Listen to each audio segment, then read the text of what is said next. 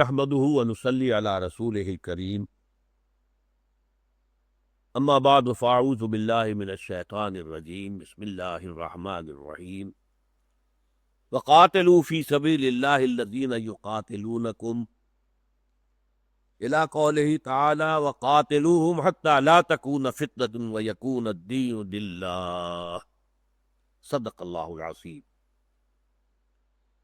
یہ جو چند آیات ہے سورہ بقرہ کی 190 سے 193 تک، یہ ہے جو حکم قتال آ رہا ہے پہلی مرتبہ، اور جنگ کرو اللہ کے راستے میں ان سے جو تمہارے ساتھ جنگ کر رہے ہیں، ولا تعتدوا، زیادتی نہ کرو۔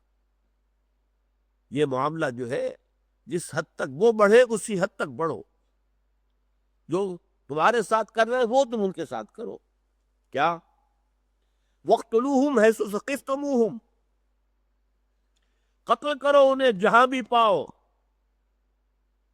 وَأَخْرِجُوهُمْ مِنْ حَيْثُ أَخْرَجُوكُمْ، اور نکالو انہیں وہاں سے جہاں سے انہوں نے تمہیں نکالا ہے۔ یہ اچھی طرح نوٹ کر دیجئے کہ قتال فی سبیل اللہ کا ایک کو تھا فوری ہدف، وہ تو تھا لبریشن آف مکہ۔ مکہ حضرت ابراہیم حضرت اسماعیل نے بنایا تھا مرکز توحید، خدائے واحد کی عبادت کے لیے۔ ربنا لیقیموا الصلاۃ، ربنا انی اسکنت من ذریتی بواد غیر ذی زرع ربنا لیقیموا الصلاۃ۔ اس ایسی وادی میں جہاں کوئی چیز اگتی نہیں ہے، گھاس کا پتا بھی نظر نہیں آتا، اے اللہ میں نے اپنی اولاد کو، ایک بیٹے کو، اس کی ماں کو یہاں آباد کر دیا تاکہ یہاں اللہ کی نماز قائم کرے۔ اور پھر ابراہیم اور اسماعیل نے وہ گھر بنایا، وہ گھر جو تھا دنیا کے بتکدوں میں پہلا وہ گھر خدا کا، ہم اس کے پاسباں ہیں۔ وہ پاسباں ہمارا جسے بتکدہ بنا دیا گیا تھا وہ تو توحید کا مرکز تھا۔ اب اسے لبریج کرانا مشرکین کے تسلط سے اور پھر اسے توحید کا مرکز بنا دینا، یہ قتال فی سبیل اللہ کا ہدف اولین ہے۔ اور ہدف آخرین کیا ہے؟ آخری، اللہ کی زمین پر اللہ کا دین قائم۔ یہ دو چیزیں آپ کو یہاں اس چند آیات میں مل جائے گی، اولین کیا ہے اور آخری ہدف کیا ہے۔ تو فرمایا وَاقْتُلُوهُمْ حَيْثُ ثَقِفْتُمُوهُمْ، قتل کرو انہیں جہاں بھی پاؤ۔ وَأَخْرِجُوهُمْ مِنْ حَيْثُ أَخْرَجُوكُمْ، اور نکالو انہیں وہاں سے جہاں سے کہ انہوں نے تمہیں نکالا۔ وَلَا تُقَاتِلُوهُمْ عِنْدَ الْمَسْجِدِ الْحَرَامِ حَتَّى يُقَاتِلُوكُمْ فِيهِ، ہاں مت قتال کرو ان سے مسجد حرام کے نزدیک، یہاں تک کہ وہ خود تم سے قتال کرے مسجد حرام میں۔ دیکھیے دو حرمتیں تھیں، ایک تو خانہ کعبہ، خانہ خدا بیت اللہ، اور اس کے ارد گرد جو حرم کے حدود ہیں، جہاں سے کہ پھر آپ کو معلوم ہے کہ وہ حرم حرمت کا علاقہ شروع ہو جاتا ہے کہ جس میں گھاس کا پتا توڑنا بھی غلط ہے۔ تو ایک تو اس حرمت کو نہ توڑا جائے، وہاں کوئی قتل نہ ہو، وہاں کوئی خونریزی نہ ہو۔ اور یہ میں آپ کو بتا چکا ہوں کہ عرب کی جاہلیت میں بھی عالم یہ تھا کہ اگر کسی کا باپ قتل کر دیا کسی نے، اور وہ سال ہا سال سے ان کی تو روایت یہ تھی کہ وہ بدلہ لے، وہ سال ہا سال سے قاتل کی تلاش میں ہے اور قاتل نہیں مل رہا اسے، اور اچانک وہ دیکھتا ہے کہ وہ تو حرم کے اندر ہے،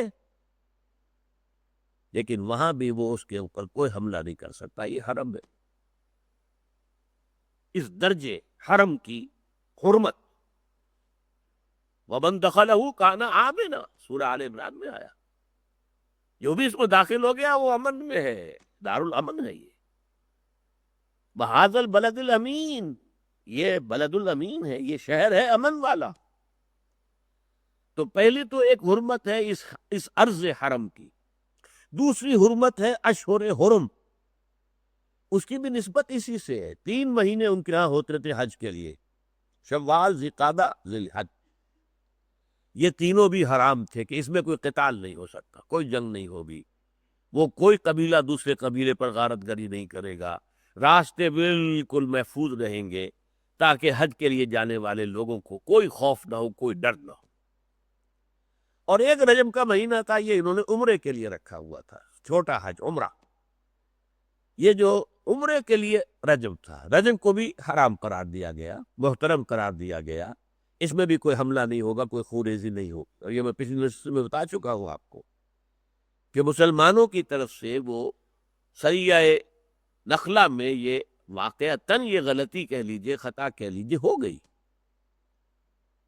کہ جس میں کہ انہوں نے ایک مشرک کو ابھی جبکہ رجب کی آخری شب تھی، ابھی ختم نہیں ہوا تھا رجب، آخری دن تھا، قتل کر دیا، اسی پر طوفان تھا۔ لیکن اللہ تعالیٰ نے اس کی طرف سے جواب دیا کہ ٹھیک ہے، غلطی ہوئی ہے، گناہ ہوا ہے، لیکن تم سوچو اس سے بڑے بڑے گناہ جو تم نے کیے وہ تمہیں یاد نہیں آ رہے؟ تم نے مکے والوں کو یہاں سے نکالا، وہ تمہیں یاد نہیں آ رہا؟ ان کا سارا اساس البیت، ان کا گھر جو ہے، اس کی ایک ایک چیز تم نے لوٹ لی، وہ تمہیں نظر نہیں آ رہی؟ یہ عین ارض حرم میں جو ظلم تم نے کیے وہ تمہیں یاد نہیں آ رہے؟ کیا اسی ارض حرم میں حضرت سمیہ اور حضرت یاسر، کیا انہیں قتل نہیں کیا گیا؟ تو جب تم نے یہ ساری حرکتیں کی ہوئی ہیں، اور یہاں صرف یہ کہ ایک شوشہ اٹھا، اور یہ بھی معلوم ہوتا ہے کہ کچھ اس میں اختلاف بھی تھا کہ یہ آیا رجب کی آخری تاریخ ہے یا شعبان شروع ہو چکا ہے، اس میں بھی کچھ اختلاف تھا، اور چاند کے بارے میں آپ کو معلوم ہے اختلاف ہو جاتا ہے۔ اس پہ اتنی بات کے اوپر تو اتنا شور، اتنا طوفان اٹھا دیا، اور جو کچھ تم نے کیا ہے وہ تمہیں یاد نہیں۔ وہ آیتیں جو ہم اسی مرتبہ پڑھ چکے ہیں کہ ٹھیک ہے قتال فیہ کبیر، لیکن اللہ تعالیٰ کے راستے سے روکنا، اللہ کا کفر کرنا، مسجد حرام تک لوگوں کو آنے سے روکنا، حج سے روکنا، یہ سارے جرائم جو تمہارے ہیں وہ تمہیں بھول گئے۔ تو فرمایا وَاقْتُلُوهُمْ حَيْثُ ثَقِفْتُمُوهُمْ وَأَخْرِجُوهُمْ مِنْ حَيْثُ أَخْرَجُوكُمْ۔ یہ وہ ہدف اولین ہے کہ قریش کے خلاف تمہاری جنگ جو ہو رہی ہے کس لیے ہو رہی ہے؟ تاکہ انہیں نکال باہر کرو، ان مشرکین کو مکے سے، جنہوں نے اس مکہ مکرمہ کو جو توحید کا مرکز تھا اسے شرک کا اڈا بنا دیا۔ وَالْفِتْنَةُ أَشَدُّ مِنَ الْقَتْلِ۔ اب یہ بڑا اہم ہے فلسفیانہ نقطہ۔ دیکھیے، ایک کسی انسان کو قتل کر دینا جرم ہے، بہت بڑا گناہ ہے، کبائر میں سے سب سے بڑا گناہ شرک، پھر قتل ناحق، پھر زنا، پھر چوری۔ لیکن اگر کسی جگہ پر اللہ کے خلاف بغاوت ہو گئی ہے، یہ جرم بڑا ہے یا چھوٹا؟ یہ ایک قتل کے مقابلے میں ہزاروں گنا بڑا جرم ہے۔ تو اس اعتبار سے سوچو کہ یہ فتنہ جو مسلمانوں کے لیے تم نے اٹھا رکھا ہے، اسلام کے ساتھ زندہ رہنا ان کا مشکل کر دیا ہے، وہ اپنے گھر بار چھوڑ کر مدینے آنے پر مجبور ہو گئے ہیں، تو والفتنة اشد من القتل، قتل کے مقابلے میں یہ فتنہ جو ہے کہیں زیادہ شدید ہے، کہیں زیادہ بڑا گناہ ہے۔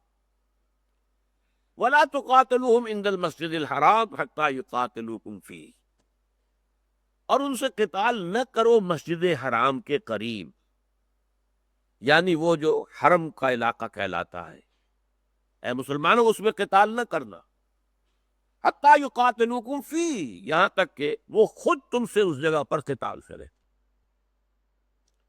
یہ ایک عجیب آیت ہے، اور اس کی حکمت کہاں تک گئی ہے اس کو اچھی طرح سمجھیے۔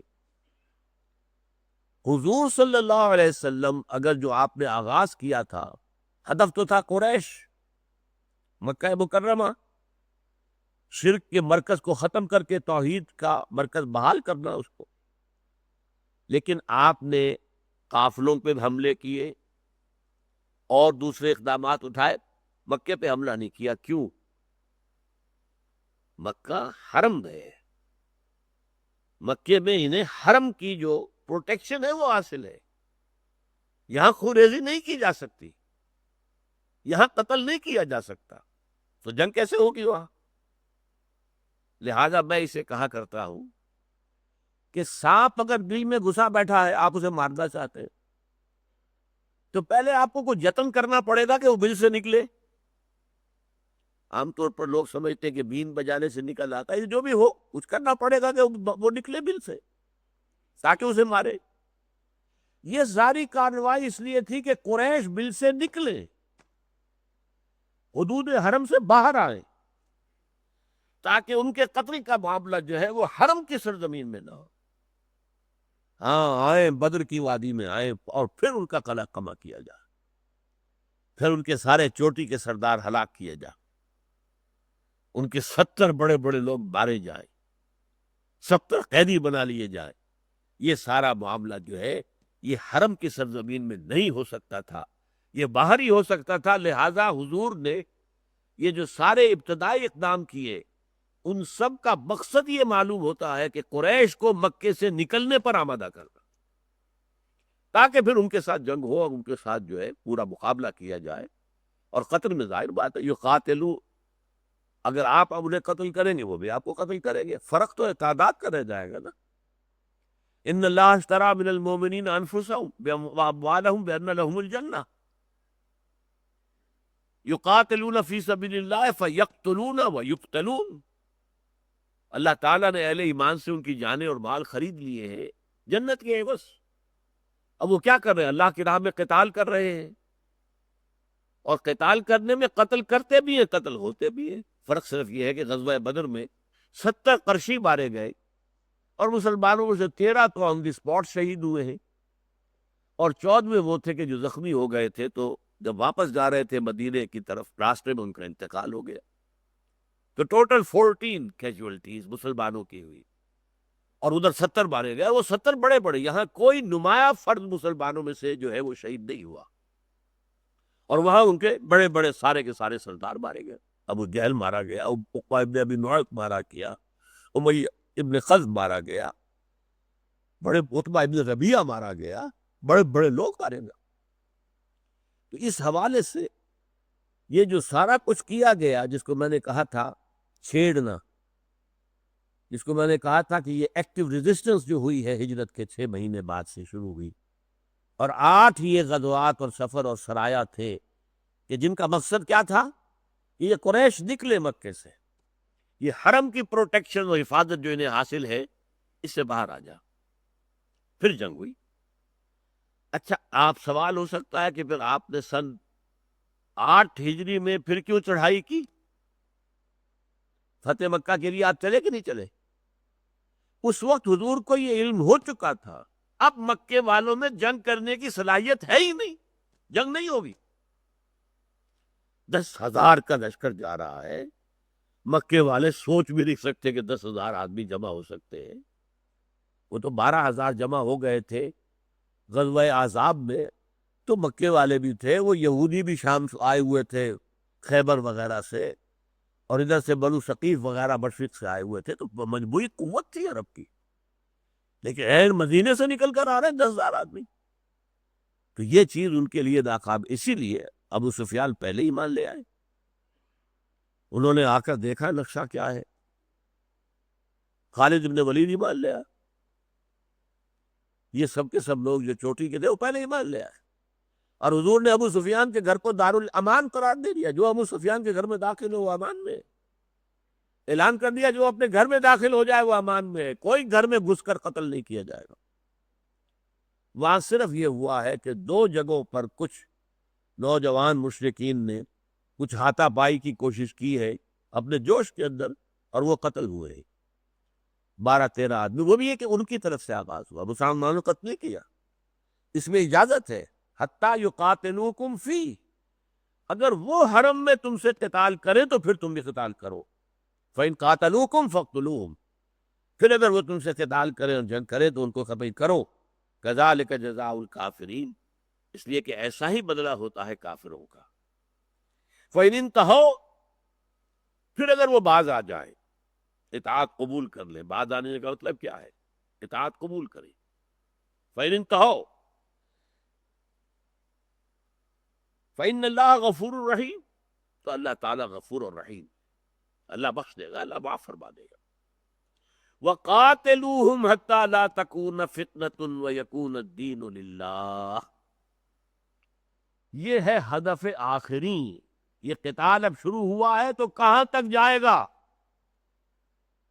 یہ صرف مکے کو لبریٹ کرانے کے لیے نہیں ہے، مکے کو لبریٹ کرانا اس کا ہدف اولین ہے، لیکن اس کا مقصد تو یہ ہے قاتلوہم، جنگ جاری رکھو ان سے یہاں تک کہ فتنہ بالکل فروغ ہو جائے اور دین اللہ کے لیے ہو جائے۔ دین کسے کہتے ہیں؟ نظام اطاعت کو، پوری زندگی اللہ کی اطاعت میں آ جائے، دین اللہ، دین الملک، بادشاہ کا دین، پورا ملک اس کا نظام بادشاہ کے تحت ہے، اس کا اختیار ہے۔ دین الجمہور، جمہوریت کا ملک، جمہور کے ہاتھ میں اختیار ہے، وہ اپنے نمائندوں کے ذریعے سے جو چاہے قانون بنا لے، دو مردوں کی شادی کو قانونی قرار دے دے، دو عورتوں کی شادی کو قانونی قرار دے دے، دے ہیو دی اتھارٹی، اس لیے کہ ہاتھ میں اختیار تو ان کے ہے، دے آر سوورن۔ تو اللہ کی زمین پر غیر اللہ کی حکومت یہ سب سے بڑا فتنہ ہے۔ دیکھیے بعض لوگ یہ سمجھتے ہیں کہ صاحب امن ہے پوری دنیا میں، خام خواہ مسلمان ہی سوچتے ہیں کہ کوئی یہاں پر ہمیں کوئی قتال، آج جو ہے یہ آیات قرآن مجید سے نکالنے کی زبردست تحریک شروع ہو چکی ہے۔ کبھی 10-15 سال پہلے، بلکہ 20 سال پہلے کلکتے ہائی کورٹ نے یہ کہا تھا کہ امن قائم نہیں ہو سکتا دنیا میں جب تک کہ یہ آیات قتال جو ہے قرآن سے نکال نہ دی جائے۔ اس سے پہلے ایک برٹش پرائم منسٹر نے یہی بات کہی تھی، اس کا نام میں بھول رہا ہوں اس وقت، اس نے یہ کہا تھا قرآن مجید کا نسخہ پارلیمنٹ میں لہرا کر، کبھی دنیا میں امن قائم نہیں ہو سکتا جب تک یہ کتاب موجود، اور یہ بات صحیح ہے۔ بھئی آپ کا نظام امن ہے، صحیح ہے، لیکن بغاوت ہے یہ اللہ کے خلاف۔ You are not the owners of the land, الارض للہ، زمین اللہ کی ہے، اللہ کا حکم چلنا چاہیے، تم اپنا حکم چلا رہے تو باغی ہو، یہ باغی فتنہ ہے، یہ فساد ہے۔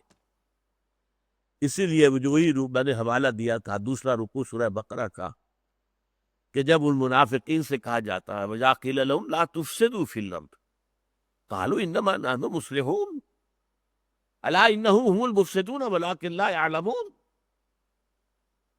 جب ان سے کہا جاتا ہے کہ زمین میں فساد نہ مچاؤ، وہ کہ ہم تو صلح کرنے والوں میں سے ہیں بھائی، ہم تو کہتے ہیں جنگ نہ کرو، اور تم الٹے ہم سے کہتے ہو کہ زمین میں فساد نہ مچاؤ۔ یہ بڑا ایک نازک نقطہ ہے، سمجھنے کا نقطہ ہے۔ وہاں اصل فساد کیا تھا کہ بڑے فساد کو ختم کرنے کے لیے اب اللہ کا رسول ان کے ساتھی کھڑے ہو گئے تھے، اللہ کی بغاوت کے خلاف جد و جہد کر کے اللہ کی حکومت قائم کرنی۔ اب اس جد و جہد کو زخم پہنچانا، نقصان پہنچانا، ضعف پیدا کرنا سب سے بڑا فساد ہے۔ وَإِذَا قِيلَ لَهُمْ لَا تُفْسِدُوا فِي الْأَرْضِ قَالُوا إِنَّمَا نَحْنُ مُصْلِحُونَ، ہم تو بھائی کہتے ہیں جنگ نہ کرو، اور اگر مارنا ہی ہے کسی کو گڑ دے کے مارو، زہر دے کے مت مارو، دعوت کرو، تبلیغ کرو، سب ٹھیک ہو جائے گا، ہم تو صلح چاہتے ہیں، جنگ نہ ہو۔ الا انہم هم المفسدون ولکن لا یشعرون، ان کو شعور نہیں ہے، اصل میں مفسد یہ ہے۔ اب یہاں نوٹ کیجئے وقاتلوہم حتی لا تکون فتنۃ ویکون الدین للہ۔ اچھا یہ ساری آیات ابھی نازل ہو رہی ہیں غزوہ بدر سے پہلے، نوٹ کر لیا نا آپ نے؟ ابھی غزوہ بدر نہیں ہوا ہے، ابھی تو وہی 4 غزوے 4 سرایا، جن میں کسی کے مرنے کی نوبت نہیں آئی تھی سوائے آخری جو سریہ ہے نخلہ تھا، اس میں ایک مشرک مارا گیا۔ ان 8 میں کہیں اور مٹ بھیڑ بالفعل نہیں ہوئی، البتہ حضور نے ان کے ذریعے سے ان کی لائف لائن کو تھریٹن کر دیا، انہیں گویا کہ بلاک کر دیا، اکنامک بلاکیڈ کر دیا انہیں، جس کی وجہ سے پھر وہ نکلے تنگ آمد بجنگ آمد۔ یہ صورتحال تھی، لیکن اب کیا ہے؟ اب ہے اصل میں یہ غزوہ بدر سے پہلے یہ آیت آ رہی ہے، تو گویا کہ پہلا ہدف تو مسجد حرام کو اور کعبے کو اور حرم کو مشرکین کے تسلط سے آزاد کرنا، انہیں وہاں سے نکالنا، اور دوسرا ہدف اللہ کی حکومت قائم کرنا، قاتلوہم حتی لا تکون فتنۃ، یہ فتنہ، یہ فساد، اللہ کے خلاف بغاوت ختم ہو جائے اور دین اللہ کے لیے ہو جائے۔ یہ آیت جو یہاں آئی ہے یہ پھر غزوہ بدر کے فوراً بعد دوبارہ نازل ہوئی اور زیادہ شد و بد کے ساتھ نازل ہوئی۔ غزوہ بدر کے فوراً بعد نازل ہونے والی سورت ہے سورہ انفال، اور سورہ انفال میں یہ آیت آئی ہے وَقَاتِلُوهُمْ حَتَّى لَا تَكُونَ فِتْنَةٌ وَيَكُونَ الدِّينُ كُلُّهُ لِلَّهِ۔ اب جنگ جاری رکھو یہاں تک کہ فتنہ فساد، اللہ کے خلاف بغاوت ختم ہو جائے، فروغ ہو جائے۔ حق بحقدار رسید، اللہ کا حق ہے کہ یہاں اس کی حکومت ہو، اس کی حکومت قائم ہو جائے۔ اللہ کا حق ہے کہ اس کے قوانین نافذ ہو، اس کے قوانین نافذ ہو جائے۔ دین کل کا کل اس کے لیے ہو جائے، یکون الدین کلہ للہ۔ یہ لفظ کل کا اضافہ یہاں کیا گیا سورہ انفال میں، تو گویا کہ مضمون تو ایک ہی ہے، قاتلوہم حتی لا تکون فتنۃ ویکون الدین للہ، اور وہاں وقاتلوہم حتی لا تکون فتنۃ ویکون الدین کلہ للہ۔ انسانی زندگی کا کوئی گوشہ اللہ کی اطاعت سے فارغ نہ رہے۔ یہ نہیں کہ نمازیں تو اللہ کی پڑھیں گے، روزے اللہ کے لیے رکھیں گے، زکوٰۃ بھی دے دیں گے، حج بھی کریں گے، عمرے بھی کریں گے، لیکن بھائی یہ سود کا معاملہ نہیں چھوڑ سکتے۔ ختم۔ ساری نمازیں گئیں، سارے روزے گئے، ساری زکوٰتیں گئیں، ہر چیز ختم۔ اگر آپ نے مستقل فیصلہ کر لیا، ہاں کہیں غلطی سے ملوث ہو گئے، فوراً توبہ کی، اسے نکلے، اسے پاک ہو گئے، اللہ توبہ قبول فرمانے والا ہے۔ لیکن اگر مستقل ڈیرا لگا دیا اس وقت، افتؤمنون ببعض الکتاب وتکفرون ببعض، کیا تم ہماری کتاب اور شریعت کے ایک حصے کو مانتے ہو اور ایک حصے کو رد کر دیتے ہو؟ فما جزاء من یفعل ذلک منکم الا خزی فی الحیاۃ الدنیا، جو کوئی بھی تم میں سے یہ طرز عمل اختیار کرے گا اس کی کوئی سزا نہیں ہے اس کے سوائے کہ دنیا میں ذلیل و خوار کر دیے جائیں، اور قیامت کے دن یردون الی اشد العذاب، شدید ترین عذاب میں جھونک دیے جائیں۔ آج یہ ذلت خزی فی الحیات الدنیا ہمارے ماتھوں پر لکھی ہوئی ہے۔ ذلیل ترین قوم آج دنیا کی ہم ہیں، مجبور ترین قوم دنیا کی آج ہم ہیں۔ ضربت علیہم الذلۃ والمسکنۃ وباؤوا بغضب من اللہ وقاتلوہم حتی لا تکون فتنۃ ویکون الدین للہ فإن انتہوا، اور اگر وہ باز آ جائیں، دین کو قبول کر لیں، چاہے اسلام نہ لائیں، نوٹ کر لیجئے اس بات کو، اسلام لانا اور ہے، دین کو قبول کر، نظام قبول کر لو۔